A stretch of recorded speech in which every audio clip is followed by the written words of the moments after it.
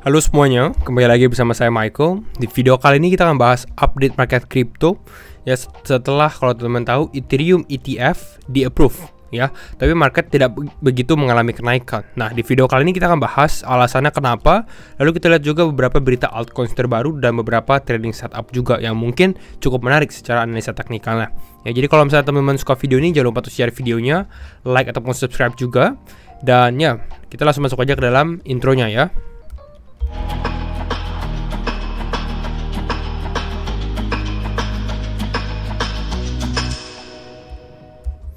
Oke. Nah, kalau kita lihat untuk update market hari ini, kita lihat the global crypto market turun sekitar 1,2%. Jadi memang kita justru mengalami sedikit koreksi ya. Namun beberapa altcoins masih cukup strong performing. Kita lihat Ondo ini stay strong. Ada Lido DAO ya. Kemarin kita sempat bahas LDO ini sebagai liquid staking ya dari Ethereum. Lalu kita lihat ada Chainlink, Gnosis, Apecoin yang mengalami kenaikan, tapi rata-rata justru ya sedikit mengalami pullback sih sebenarnya ya. Kita lihat dalam 24 jam terakhir di sini Injective, TIA, IOS dan lain-lain mengalami pullback. Nah, kita lihat Fear and Greed Index pun kita di fase gridnya, fase grid 74. Ya, apakah ini adalah waktunya kita concern gitu ya? Oh, apakah market akan turun lagi dan lain-lain? Kita coba bahas di teknikal nanti ya.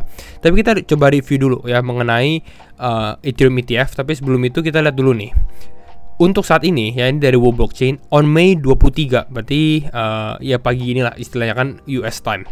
The Bitcoin Spot ETF ini inflow-nya 108 juta dolar ya. Jadi technically kalau kita lihat ini adalah hari ke-9, jadi konsekutif berturut-turut 9 kali Bitcoin ETF itu cetak inflow bukan outflow teman-teman. Ya, ini kita lihat nih hijau. Jadi kalau kita lihat dari sini, dari ETF sendiri masih cukup healthy. Walaupun di sini memang ditulis bahwa Grayscale ada outflow ya. Tapi BlackRock ada inflow, Fidelity ada inflow. Ini offset Grayscale punya outflow gitu. Dan kita ada 108 juta dollar of inflow. Jadi ini technically ini masih bagus juga sih kalau menurut saya dari Bitcoin ETF ya. Nah, kita coba lihat untuk mengenai Ethereum ETF ya. Di sini SEC Chairman ya, si Gary Gensler ini kemarin malam jadi tanya mengenai spot Ethereum ETF ya. Kita tahu bahwa Gary Gensler sendiri nggak terlalu support Ethereum gitu ya, justru ataupun Bitcoin. Technically semua cryptocurrency dia menentang lah gitu ya. Namun pada saat dikasih Ethereum ETF decisionnya dia bilang stay tune. Ya, dia nggak bilang enggak, dia nggak bilang iya, dia bilang stay tune atau tunggu aja lah istilahnya gitu bahasa Indonesianya. Nah, paginya di sini dari James Seyfarth ya, dia adalah ETF analis ya untuk Bloomberg. Ya, dia bilang boom, approve ya, bahwa SEC just approve spot Ethereum ETF ya. Tapi memang secara price action ini kan jam 4 nih teman-teman. Nanti kita lihat ya, Ethereum pas jam 4 justru nggak terlalu mengalami kenaikan juga ya. Tapi nanti kita coba review alasannya kenapa. Beberapa hal ya. Di sini dia bilang to be clear ya, this is just 19B strip for approval. Jadi ini approvalnya tuh bukan S strip 1, S strip 1. Mungkin yang S strip 1 ini akan menjadi lebih penting karena saat ini walaupun Ethereum ETF sudah di-approve, ini belum bisa dibikin trading. Artinya ya belum mulai tradingnya gitu. Jadi ini masih harus menunggu beberapa minggu ke depan, couple weeks ya. Dia bilang di sini we are expecting it to take a couple weeks but could take longer. Ya, jadi beberapa minggu ke depan. Jadi hopefully it should be positif. Sebenarnya ini positif sih untuk spot Ethereum ETF gitu ya. Kalau menurut saya ini hanya reaction membuat orang bingung gitu ya, Tapi secara short term pun menurut saya sebenarnya nggak usah tunggu trading mau trading beberapa minggu ke depan, tapi harusnya ini dampaknya cukup positif ya. Nanti saya share di teknikalnya biar jadi lebih make sense juga. Nah, di sini dia bilang ya, going to adhere, si James Seyfarth dia bilang juga biasanya proses ini take months ya, butuh berbulan-bulan lah istilahnya ya, bahkan bisa sampai 5 bulan ya. Tapi Bitcoin ETF itu dicepatkan ya, lebih cepat, at least 90 hari, makanya mungkin Ethereum ETF juga akan lebih cepat istilahnya, dari yang mungkin sekitar 5 bulan bisa jadi 1 bulan atau 2 bulan. Oke, ini untuk dari si JSEF. ya. Nah, lalu apa yang kita bisa lihat ya, dampaknya apa? Yang pertama yang sempat kita bahas di video kemarin juga tentang altcoin season dan Ethereum ETF, itu kita bisa play di yang namanya Ethereum Beta ya teman-teman, di Ethereum Beta ya, Ethereum Beta. Nah, ini kita bisa lihat ya, ini Ethereum Beta update. Jadi beta ini istilahnya adalah kalau misalnya Ethereum naiknya let's say 2%, Ethereum Beta mereka punya volatilitas tuh lebih tinggi dibandingkan Ethereum. Jadi mereka mungkin bisa naik sekitar, kalau Ethereum 2% mungkin jangan 2%, nah mungkin Ethereum naik 10%. Ya yang lain yang beta-beta mungkin bisa naik 15 sampai 20%. Kira-kira seperti itu cara penjelasan simpelnya ya. Nah, ini beberapa hal yang outperforming seperti INS ya. INS ini adalah Ethereum Name Services, ada PP, lalu ada ETHFI, ada Pendle, ada LDO gitu ya. Atau kalau benar-benar mau direct correlated, ini di sini dia masukin ya. Itu adalah Ethereum Classic. Nah, Ethereum Classic secara fundamental tuh lebih mirip sih sebenarnya untuk Ethereum karena hard fork aja. Jadi ini adalah beberapa Ethereum Beta. Nanti kita bahas beberapa trading setup juga teman-teman. Nah, tapi kita bahas dulu beberapa altcoin news ya. Altcoin news, Dogecoin yang pertama ya. Today Kabosu itu siapa? Kabosu adalah maskot di balik ini logo Dogecoin gitu. Dia 18 tahun kalau nggak salah umurnya gitu. Jadi anjing 18 tahun itu cukup lama sebenarnya ya. Tapi dia hari ini dia pass away gitu. Apakah ada dampak? Nanti kita coba lihat ya Dogecoin. Tapi seharusnya nggak terlalu bergerak, mungkin koreksi. Tapi semua kripto juga mengalami koreksi saat ini ya. The next yang menurut saya cukup big news itu adalah Phantom ya. Kita tahu ya beberapa hari lalu juga saya sempat bahas tentang Phantom lagi. Phantom ini ada transisi ke Sonic ya teman-teman.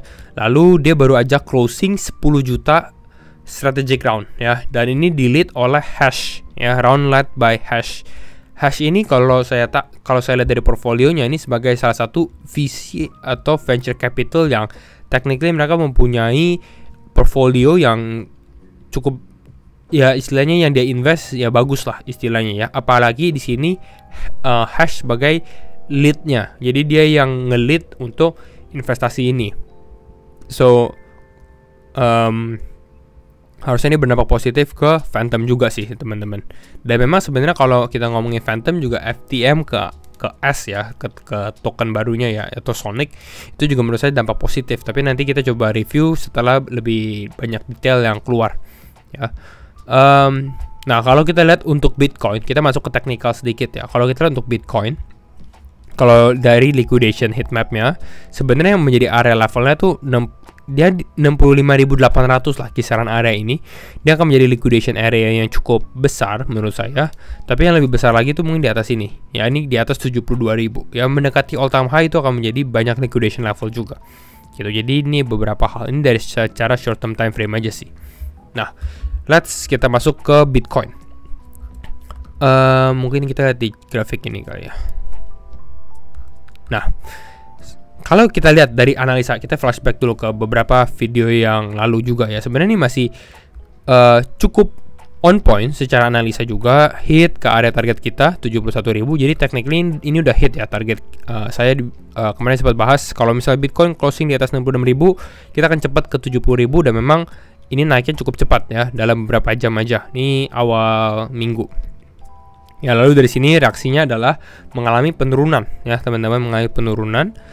Namun yang saya bisa lihat ya saat ini sebenarnya kita cukup di level yang cukup krusial juga. Jadi ini potensi sebenarnya dia untuk konsolidasi dulu di area retest area kisaran 66.000 sampai 67.000. Jadi ini key levelnya. Dan sebenarnya kalau kita lihat dari seperti ini, Bitcoin pun masih holding uptrend ya. Di sini kita lihat ya ini higher low gitu ya, ini higher high-nya istilahnya. Technically kalau kita turun seperti ini adalah menjadi the next higher low. Ya. Nih, the next higher low mungkin di area ini. Kisaran ini. Kalau memang ini adalah bottom ya. Ya, selama Bitcoin bisa bottoming di area ini, ya ini higher low-nya dan masih bisa continue untuk testing the next higher high lagi di atas gitu. Karena kita masih maintaining uptrend-nya. Jadi belum ada sesuatu yang harus wah ini Bitcoin akan turun lagi gitu ya, karena support ini pun masih hold sih teman-teman. Bahkan kalau menurut saya pun kalau kita extend garis ini tuh, ini cukup strong, area kisaran 65.500, 60.900, 60.800 ya, persis dengan liquidation level juga di sini. Karena ini persis di bawah 66.000 nih kalau teman-teman perhatikan. Ini di bawah 66.000. Jadi ya area ini memang mungkin area liquidation. Jadi kalau misalnya kita ada fast reaction adalah mungkin kita turun dulu kira-kira seperti ini, turun lalu langsung fast recovery push ke atas gitu. Ini mungkin yang sesuatu yang bisa terjadi ya kalau memang market akan ada another flush out gitu. Ini skenario nya kalau menurut saya ya. Dengan hoping adalah pada saat kita testing ke area ini ya Bitcoin make a higher high lagi. Higher high-nya mungkin akan break dari all time high gitu. Ini untuk outlook saya ya untuk Bitcoin juga. Nah, kita masuk ke beberapa chart lagi. Kita ngomongin Ethereum ya. Nah, kita bahas Ethereum juga. Kembali lagi disclaimer on and do your own research ya teman-teman. Saya harus disclaimer juga karena setiap keputusan di tangan teman-teman.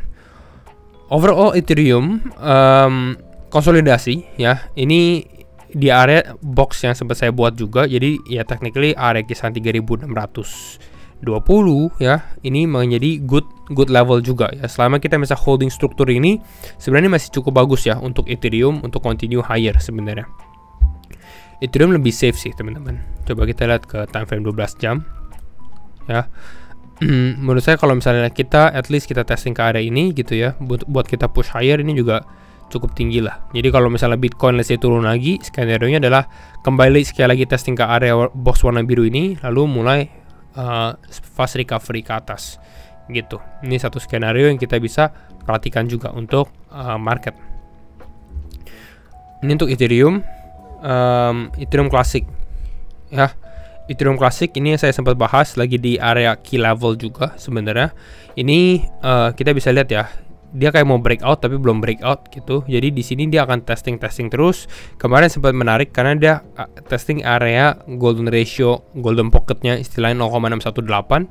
Selama dia bisa hold area ini istilahnya area golden pocket ini masih bisa continue untuk breakout play sih kalau menurut saya ya gitu. Ini masih bisa continue untuk breakout play.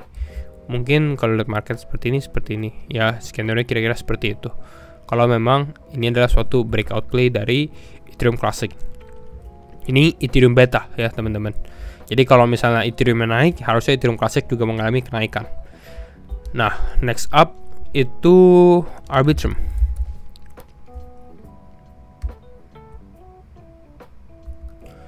Arbitrum ya, ini yang sempat saya rekomendasi juga.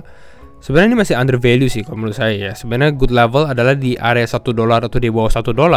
Tapi saat ini pun ya menurut saya di area golden ratio nya dia. Nanti kalau misalnya testing ke area ini ya kisaran 1,13 1,13 lah gitu ya.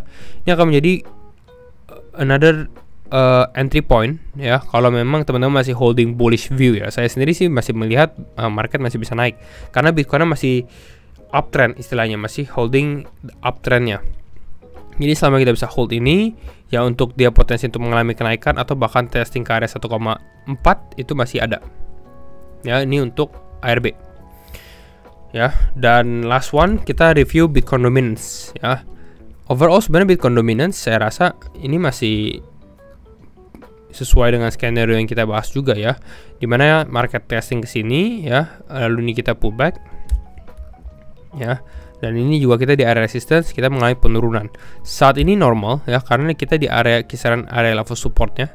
Jadi technically kalau kita play seperti ini ya, kita mungkin naik dulu, Bitcoin dominance retrace a bit lalu turun lagi gitu. Yang kita targetkan mungkin secara short term ya, kalau memang dengan Ethereum ETF approval ini mungkin ini akan menjadi katalis positif juga, dan hopefully ya Bitcoin dominance bisa di bawah 50% ya. 50% berarti masih turun sekitar 7,4%. Jadi ini memang triggering altcoin season sih sebenarnya kalau memang play ini yang saya harapkan benar-benar terjadi gitu. Jadi kira-kira ini ya untuk update market crypto hari ini, sekedar update after Ethereum ETF juga. Jadi kalau misalnya teman suka video ini, jangan lupa untuk share videonya juga, like-nya juga, dan sekali lagi thank you semua for your support. And mungkin itu aja ya, and thank you so much teman-teman for watching. See you in the next video. Bye bye.